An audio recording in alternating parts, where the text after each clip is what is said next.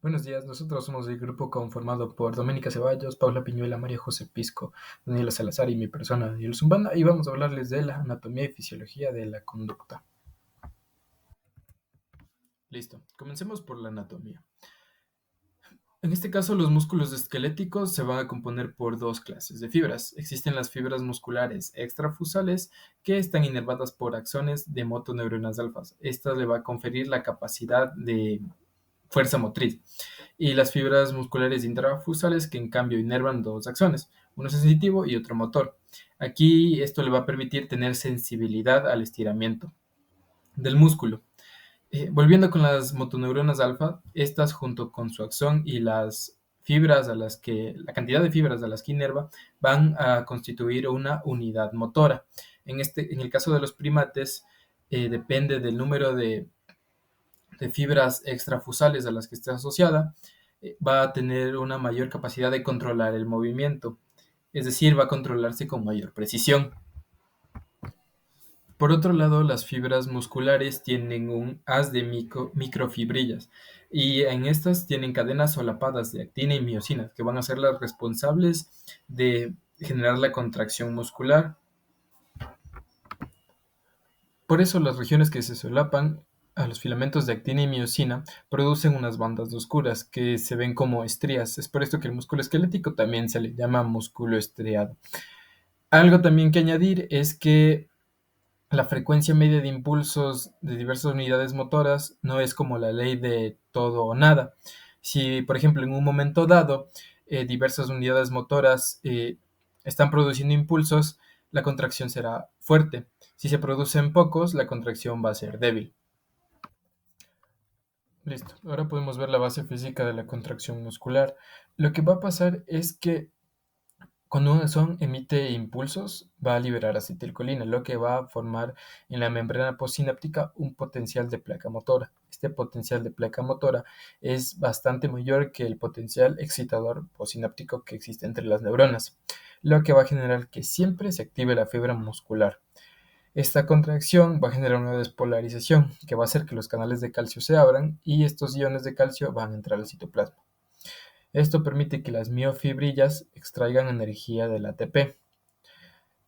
Y como dije, no es como la ley de todo o nada. Si en un momento las unidades producen bastante impulso, la contracción será fuerte y en este caso, si ocurre lo contrario, será una contracción débil. La segunda función importante que desempeña el reflejo de estiramiento sináptico va a ser un apoyo hacia el equilibrio, ya que el sistema vestibular no es el único que interviene en que nosotros podamos caminar sin caernos. Eh, Nuestro centro de gravedad debe estar siempre frente a nuestros pies, de otra manera nos precipitaríamos hacia el suelo. Por esto es que cuando caminamos nosotros oscilamos a los lados e incluso adelante y hacia atrás.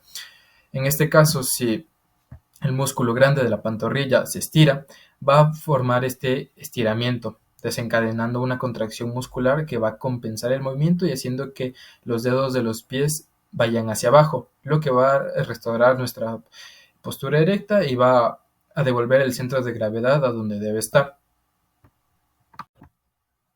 Ahora veremos que la médula espinal tiene un cierto grado de autonomía, con la que puede generar respuestas rápidas sin la necesidad de que la información, o en este caso los estímulos, lleguen hacia el encéfalo.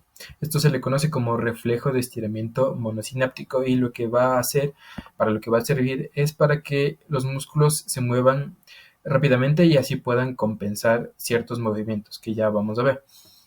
Lo que sucede en este reflejo de estiramiento monosináptico es que las terminaciones nerviosas de los axones reciben la información de las fibras musculares intrafusales, que como recordaremos son muy sensibles al cambio de longitud del músculo. Esto va a hacer que establezcan sinapsis con las motoneuronas alfa y de este modo van a generar un alargamiento brusco del músculo. Es decir, que va a hacer que el músculo se contraiga. Esto lo podemos ver, por ejemplo, en el reflejo rotuliano, que ocurre si golpeamos justo por debajo de la rótula, va a hacer que inmediatamente nuestro pie se mueva hacia adelante. En cambio, si le pidiéramos a un paciente que mueve el pie, esto va a hacer que primero tenga que procesar la información en el encéfalo y luego mover el pie va a generar una respuesta mucho más lenta. Además de estos movimientos de compensación rápidos que menciono, también Vamos a hablar sobre los reflejos polisinápticos. Este reflejo de estiramiento monosináptico es único y como varios ejemplos encontramos algunos que son relativamente sencillos, como la retirada de la extremidad en respuesta a la estimulación nociva y los relativamente complejos en este caso que sería la eyaculación del semen. Bien, en estos reflejos polisinápticos también tenemos el control encefálico del movimiento, en el cual los movimientos pueden empezar a variar de forma, como por ejemplo está el estiramiento rápido de un músculo, el cual desencadena un reflejo de estiramiento monosináptico, o un tropiezo que también es el desencadenante de reflejos de enderezamiento. Y también cuando un objeto rápido se acerca a la cara, desencadena una respuesta de sobresalto y un reflejo complejo que implica el movimiento de varios grupos musculares. Otros estímulos inician también consecuencias de movimientos aprendidos antes de cualquier reacción. También debemos tener en cuenta la organización de la corteza motora. La corteza motora primaria se dispone de la circulación precentral, que está justo superior al surco central. En los estudios de estimulación, en los que están incluidos los realizados en seres humanos despiertos, se ha demostrado que la activación de las neuronas localizadas en partes particulares de la corteza motora primaria puede provocar varios movimientos de partes particulares de nuestro cuerpo. Y por último, también deberíamos tener en cuenta el control cortical del movimiento de las vías descendentes, en el cual las neuronas de la corteza motora primaria son las que controlan los movimientos mediante dos grupos de vías descendentes, el grupo lateral y el grupo ventromedial, nombrados así por sus localizaciones en la sustancia blanca de la médula espinal. Y la vía córtico-espinal, que es la que controla los movimientos de la mano y los dedos, y es la más indispensable para el movimiento independiente de nuestros dedos, cuando se cansa y manipula algo. También los ajustes posturales del tronco y el uso de las extremidades para poder así alcanzar objetos y para la locomoción están controladas por estos sistemas y varios movimientos. La zona motora complementaria y la corteza premotora participan en la planificación de los movimientos y ejecutan acción a través de la corteza motora primaria. La corteza complementaria motora y la corteza premotora reciben información de las zonas disociativas de las cortezas parietal y temporal. La corteza asociativa visual se organiza en dos corrientes, la ventral y la dorsal, más la participación de los lóbulos parietales. En la corriente ventral termina en la corteza temporal inferior, participa en la percepción y el reconocimiento de objetos particulares. La corriente dorsal termina en el lóbulo parietal posterior, participa en la percepción de la localización, es decir, el dónde de la percepción visual. Y los lóbulos parietales participan en la organización de los movimientos que interaccionan con objetos del ambiente guiados por la visión, el cómo de la percepción visual. Tenemos el grupo lateral, con tres diferentes vías. La primera es la vía córtico-espinal lateral, que tiene origen en la región del dedo, mano y brazo de la corteza motora. Tiene su terminación en la médula espinal, su grupo muscular es en los dedos, manos y brazos, y su función es el agarre y la manipulación de los objetos. Por segundo tenemos a la vía rubroespinal, que tiene origen en el núcleo rojo, la terminación en la médula espinal, y su grupo muscular es en las manos, no en los dedos, en la parte inferior de los brazos, pies y parte inferior de las piernas. Tiene la función de movimiento de antebrazos y manos independiente del tronco. Y por último, la vía córtico-vulvar, que da origen en la región de la cara de la corteza motora. Tiene su terminación en los núcleos de los nervios craneales 5, 7, 9, 10, 11 y 12. Su grupo muscular es en la cara y en la lengua. Tiene la función de movimientos de la cara y de la lengua. En el grupo ventromedial tenemos 5 vías. La primera es la vía vestibuloespinal, que tiene origen en los núcleos vestibulares, su terminación en la médula espinal, y en el grupo muscular tiene los troncos y piernas y su función es dar postura. La vía tectoespinal tiene origen en los colículos superiores, la terminación en la médula espinal, su grupo muscular es del cuello y el tronco y tiene la función de coordinación de movimientos oculares con los del tronco y la cabeza. La vía retículoespinal lateral, que tiene el origen en la formación reticular del bulbo raquídeo, termina en la médula espinal, tiene su grupo muscular de músculos flexores de las piernas y su función es la deambulación.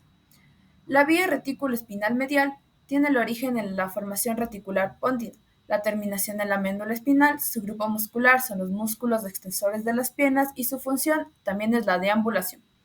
Y por último, la vía retículo espinal ventral, región del tronco y parte superior de la pierna de la corteza motor. Tiene su terminación en la médula espinal, su grupo muscular es en las manos, no en los dedos, parte inferior de los brazos, pies y parte inferior de las piernas. Su función es de locomoción y postura. La zona motora complementaria. La zona motora complementaria del cerebro es fundamental para realizar secuencias de acciones aprendidas. Las lesiones en esta área afectan la capacidad de ejecutar estas secuencias, como se demuestra en estudios con monos y humanos.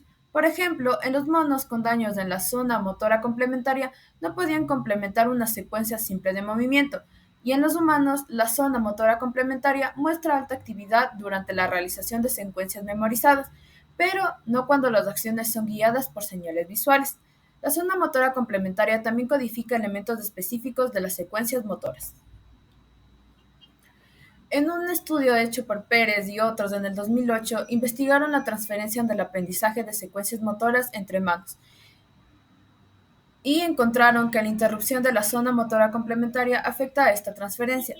La pre-zona motora complementaria, una región anterior a la zona motora complementaria, parece estar implicada en el control de movimientos espontáneos, estudiados de Lau y otros en el 2004, y de Sirigu y en otros en el 2004 también, sugieren que la actividad neuronal en la zona pre-zona motora complementaria procede de la decisión consciente de moverse. La corteza prefrontal y la corteza parietal posterior juegan roles cruciales en la toma de decisiones de movimiento. La corteza prefrontal puede predecir decisiones motoras antes de que sean conscientes.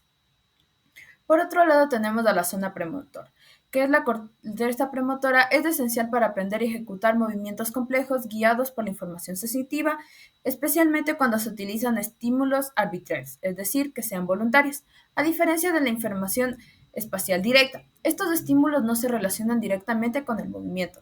Por ejemplo, al momento de responder a una luz de color en lugar de una luz en una posición específica, se requiere de aprender de asociaciones arbitrarias por voluntad propia. Estudios como el de Kurata y Hoffman en 1994 con monos mostraron que inactivar la corteza premotora impide realizar movimientos en respuesta a señales arbitrarias, pero no a señales espaciales directas. En humanos, Hallsbad y Freud, en 1990, encontraron que lesiones en esta área dificultan aprender movimientos basados en señales arbitrarias, aunque no afectan el aprendizaje de movimientos basados en señales espaciales. Movimientos de imitación y comprensión. El papel de las neuronas espejo. A lo largo de los años, los investigadores, a través de experimentar con monos, descubrieron que estos aprendían cuando observaban a los humanos sujetar cosas o hacer ciertos movimientos. Esto ocurre en una zona de la parte superior, en la zona ventral de la corteza premotora del encéfalo. Es aquí que se forman las neuronas espejo, que responden específicamente a la visión por movimientos. Por lo tanto, tienen un papel crucial en la comprensión y en la imitación de acciones. De hecho, un dato curioso es que personas que no eran músicos, antes de aprender, pues solamente veían cómo se hacían los rasgados y cuáles eran los movimientos. Y de esta manera es que esta actividad activó su circuito neuronal de células espejo y de esta manera aprendieron a tocar la guitarra o pues ciertos instrumentos. Ahora, las neuronas espejo se activan solamente mediante la realización de alguna acción, pero también se dice que pueden activarse por sonidos que indican la ocurrencia de alguna acción familiar. En el encéfalo humano, el lóbulo parietal inferior y la corteza premotora ventral constituyen el circuito de neuronas de espejo primario, lo que se mencionó anteriormente que se activó en las personas que no eran músicos. Entonces, la región de alcance parietal participa dentro de este y el surco intraparietal anterior interviene también en el agarre, en cuestión de movimientos. Ahora, el control del alcance y el agarre. Las neuronas espejo nos ayudan a entender las acciones de otros haciendo resonar nuestro sistema motor, lo que les decía de la resonancia motora. Las neuronas espejo no solamente codifican la acción observada, sino que también la intención de ellas, lo que les... Ajá. Y la resonancia significa que los circuitos neuronales responsables de una acción se activan al ver a alguien realizar esta acción. Como resumen de lo anteriormente dicho, la corriente dorsal del sistema visual participa también en la determinación de la localización de los objetos y si están en movimiento, la dirección y la velocidad de su movimiento también. Ahora, deficiencias de los movimientos aprendidos. En este caso, también existen deterioros dentro de la parte del cerebro y conexiones neuronales que pues afectan. Existen 4 tipos. Eh, la primera es la apraxia de extremidad, que ya les voy a explicar. Luego existe la apraxia oral, que se refiere a problemas con los movimientos de los músculos usados en el habla. La grafia apraxia, que se refiere a un tipo particular de deficiencia en la escritura, y la apraxia constructiva, que también les explicaré. Bueno, la apraxia de extremidad es cuando el movimiento es el incorrecto respecto a la parte del cuerpo, o si no, los movimientos también pueden ser los correctos, pero en una secuencia incorrecta. Y por último, pero no menos importante, los basales, que forman un circuito dentro de la corteza cerebral. Las cortezas frontal, parietal y temporal envían información al núcleo caudado y al putamen, que luego se conectan con el globo pálido. El globo pálido envía información de vuelta a la corteza motora a través de los núcleos ventral y anterior. Ventrolateral también del tálamo, completando un circuito de retroalimentación que influye en el control de los movimientos. Yo les voy a hablar sobre el cerebelo. El cerebelo es una estructura crítica del sistema motor responsable de la coordinación y la precisión de los movimientos. Contiene aproximadamente 55.000 millones de neuronas en comparación a los 22.000 millones en la corteza cerebral. El cerebelo influye en las estructuras motoras importantes del encéfalo y su daño resulta en movimientos erráticos y descoordinados. Ya, su estructura se basa en 2 hemisferios, los núcleos profundos bajo la corteza cerebelosa, la parte medial y el lóbulo nodular. La parte medial es el control del sistema endometrial. Ya, estos componentes. Aquí se encuentra la fosa romboidea, la língula cerebelosa, el núcleo dentado y la sustancia gris y sustancia blanca. En la parte frontal está el pedúnculo cerebeloso superior, el puente, la pirámide, la amígdala cerebelosa y los 2 hemisferios. Ya, ¿cuáles son sus funciones? Las funciones es la corteza cerebelosa, que recibe información de la corteza cerebral. La zona intermedia proyecta en núcleos interpuestos y en el núcleo rojo. La zona lateral controla movimientos independientes de las extremidades, regula el tono muscular y controla las respuestas automáticas, sea la respiración y la tos. La región locomotora mesencefálica controla la locomoción. En la parte del regula el tono muscular de acuerdo al sueño o al descanso que se reciba, la regulación será mejor o peor. En la zona lateral controla movimientos independientes de las extremidades. Este se basa en los brazos y piernas y se controla el movimiento. En la zona intermedia proyecta los núcleos interpuestos y el núcleo rojo. Ya, ¿qué pasa si existen lesiones en el cerebelo? En el lóbulo flóculo-nodular y la vermis, si existen algunas lesiones en este aspecto, son los trastornos en postura y el equilibrio. En la zona intermedia, la rigidez de las extremidades, o sea, la inmovilización de brazos y piernas. En la zona lateral, si existen lesiones, hay la posibilidad de que haya una debilidad y la descomposición del movimiento. Las lesiones en la zona lateral afectan los movimientos rápidos y balísticos. La dificultad para coordinar las secuencias musculares en los movimientos complejos. Estas lesiones para coordinar las secuencias musculares y los movimientos complejos se dan en la zona intermedia, ya que al no tener una posible movilización de las extremidades, se existe que no se regule bien el tono muscular.